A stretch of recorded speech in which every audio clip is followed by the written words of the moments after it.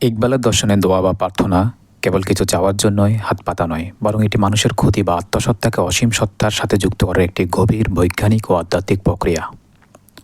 ১. আত্মার মুক্তি ও সম্প্রসারণ। ইকবাল মনে করতেন মানুষ যখন দোয়া করে তখন সে তার ক্ষুদ্র গণ্ডি থেকে বেরিয়ে এসে এক অসীম জগতের সাথে সংযোগ স্থাপন করে। দোয়া মানুষের আত্মাকে সংকীর্ণ থেকে মুক্তি দেয় এবং তার চিন্তা জগৎকে বিশাল করে তোলে। এটি মানুষের ভিতরে একাকিত্ব দূর করে তাকে এক মহাশক্তির অংশ হিসেবে অনুভব করতে সাহায্য করে। ২. ক্ষতির দৃঢ়তা।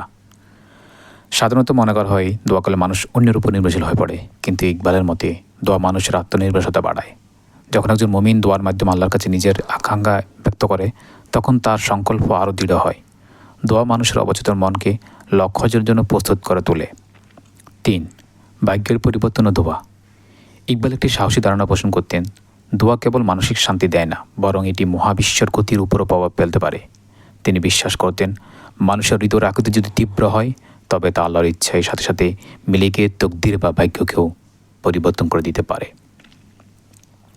দোয়ার মাধ্যমে আবিষ্কার, ডিসকভারি।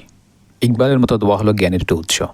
একজন বিজ্ঞানী যেমন ল্যাবরেটরিতে পর্যবেক্ষণ করেন, একজন মুমিন তেমনই দোয়ার মাধ্যমে নিজের অন্তর্জগৎ পর্যবেক্ষণ করেন। এটি মানুষের ভিতরে সুপ্ত সম্ভাবনাকে উন্মোচিত করে।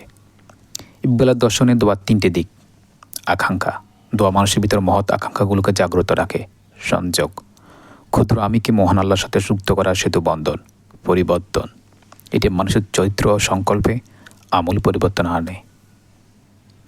সারমর্ম। আল্লাহর কাছে এমন কিছু চাও যা তোমার ক্ষতি বা আত্মাকে জীবিত ও শক্তিশালী করে, অর্থাৎ বস্তুগত জিনিসের চেয়েও আধ্যাত্মিক শক্তি চাওয়া বেশি গুরুত্বপূর্ণ। ইকবালের কাছে দোয়া হলো আত্মিক শক্তির চার্জার। এটি মানুষের ক্ষতিকে এতটাই তেজস্বী করে যে সে তখন আর দুনিয়ার প্রতিকূলতাকে ভয় পায় না।